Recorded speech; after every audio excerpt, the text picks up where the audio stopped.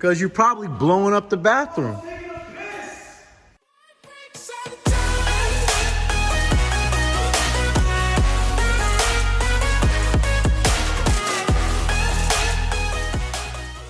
Hey guys, welcome back to JR14. Here we are with another video for today. Now, as you guys can see, we have the full engine assembled. If you check on that last video, click in the upper right hand corner of the screen. But this video is actually going to be explaining a major important part to make sure that, you know, your engine has the longevity of making sure it runs for a long time and there is no weirdness going on in the crankcase. I don't know what actually caused the crank walk. Some people would say clutches. Some people actually did say it was the clutch. Some people said it was the dampener. Some people said it was just a bunch of different things. So one of the first things that we're actually going to be replacing to prevent crank walking. So one of the things that we're going to do here that's going to prevent the longevity of this built motor is to actually install what is called a fluid dampener. Now, without further ado, I'm going to make sure that I show you this right now. So here is the fluid dampener. Now, what is the purpose of this? Why do you use it? Where does it go? What is the purpose of it? If you're building an engine, not even building an engine, so pretty much if you have a stock car, or even if you actually, not even a stock car, but if you have something that's like stage 1 or even stage 2, especially stage 2, when you're adding more power to the actual engine, you're adding more vibrations to the crankcase. So unnecessary vibrations is not really good. And the fluid dampener, the stock fluid dampener has a lot of rubber in it to prevent it from, you know, preventing those vibrations in the crankshaft. However, the only reason that you would want to replace it is that the stock harmonic balancer or the crankshaft pulley can only do but so much. That's where this guy comes in. So there's actually a silicone fluid inside of this, and it's heavier than stock. And this is actually a small part. It is pretty pricey, but it actually does make a difference when it comes down to using it. Felipe is going to be installing it because he knows all the torque specs of everything. Actually, I'm lying. He didn't know the torque specs on this. I showed him the instructions. Thank you, Fluid Dampener, for providing the instructions in the kit. He knows how to install it and he knows how to line it up. The only thing he needed to know was torque specs. So I'm going to put this down because I don't want to drop it and I don't want to ruin Felipe's day. I'm going to show some other quick things real quick to show you what else that we've done with the engine. So as you guys can see on top here, well, they're not installed yet, but we're installing RS3 red top coil packs. We do have the PCV block off plate for the Racing Line oil catch can. Also, we are eliminated this Torque Solutions boost tap that was on top of here. Sorry, they on lunch right now. So we eliminated the boost tap, the Torque Solutions spacer because the IATs are not going to be reading correctly, and we added this from Racing Line. Not Racing Line, Precision Raceworks. I got it actually from Billy Amberg from A2B Motorsport out in Jersey. They provide the kit along with this boost sensor, the AEM 5 bar sensor, which we're going to be installing here later on today, and also the harness so it's plug and play.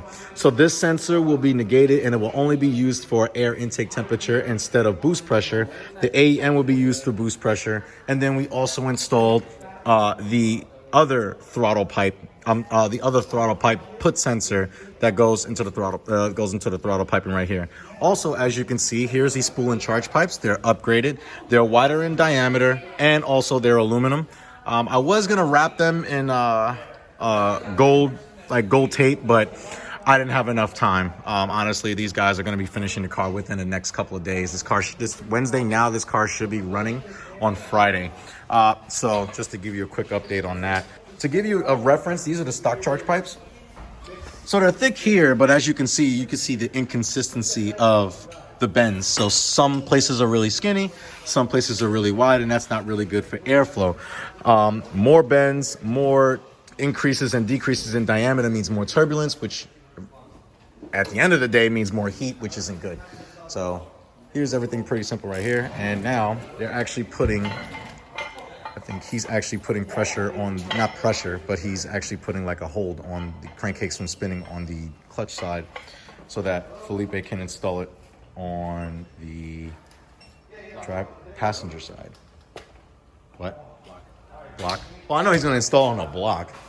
So, Felipe, is there anything that, like, when you're installing this, so what is the things that you have to line up? You have to line this notch? Yeah, this notch. Right now, I put the engine on time. Okay. So, this notch, I have to align with this. Or basically, you're going to have like a triangle. Okay. That's going to be like the top. Okay. And Right. you align you have to align the pulley with the sprocket inside. Okay. So you have like a triangle. It's gonna be in the way. So Okay. you have to torque it to spit. Okay, which I believe here is about 110 foot-pounds? 111. 111. And then 90 degrees. Okay, so damn. Everyone wants you to do 90 degrees after the... Yeah. All right, well. That baby don't Volkswagen come out. doesn't want the engine to fall apart. All right, well, go ahead and give her a good old crank there. I can tell you right now, these guys just want me to leave.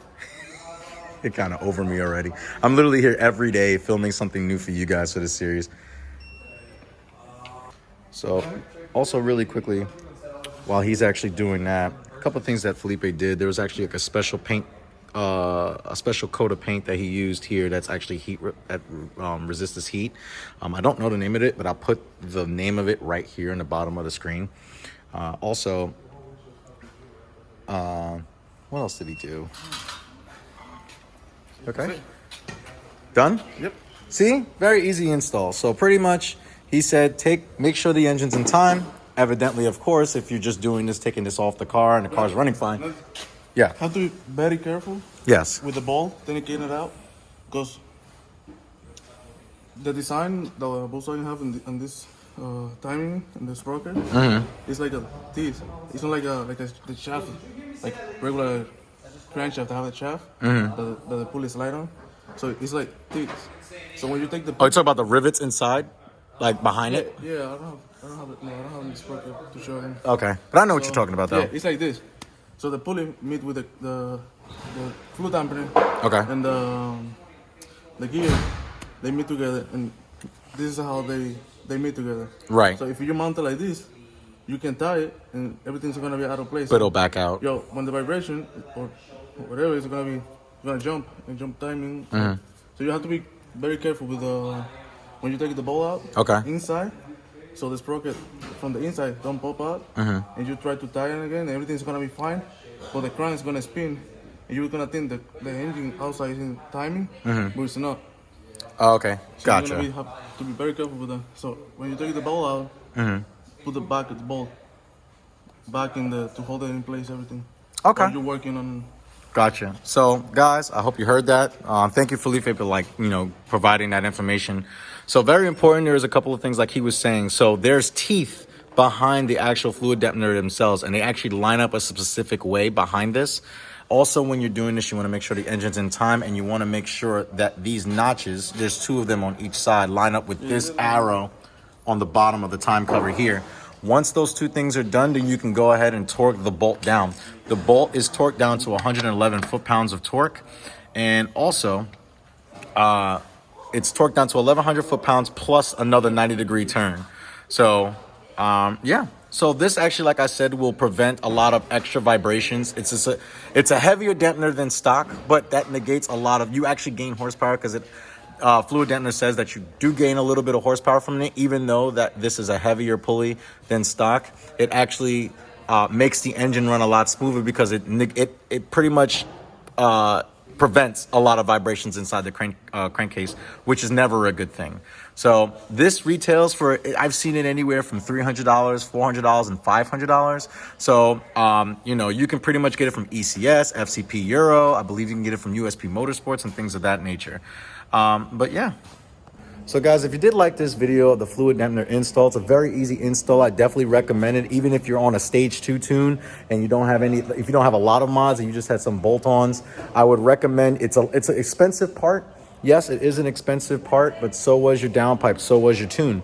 So I would recommend this will actually, provide safety of your motor. I actually found out after doing more research of what possibly can go wrong in the crankcase, this modification is not really known like that in the Mark 7 community. A lot of people who are really like go hard car enthusiasts know about it, but a lot of the people who actually just modify their cars and just go automatically, oh, I want to do downpipe in stage 2, don't really know about this. So this is something I would definitely recommend, and I hope that you guys definitely did enjoy it. But if you did, I need you to make sure you give this video a thumbs up and make sure that you like, share, and subscribe to JR14. You guys always remember, when we got fluid dampeners to prevent any type of unnecessary vibrations in the crankshaft, you guys always remember, cars are a lifestyle.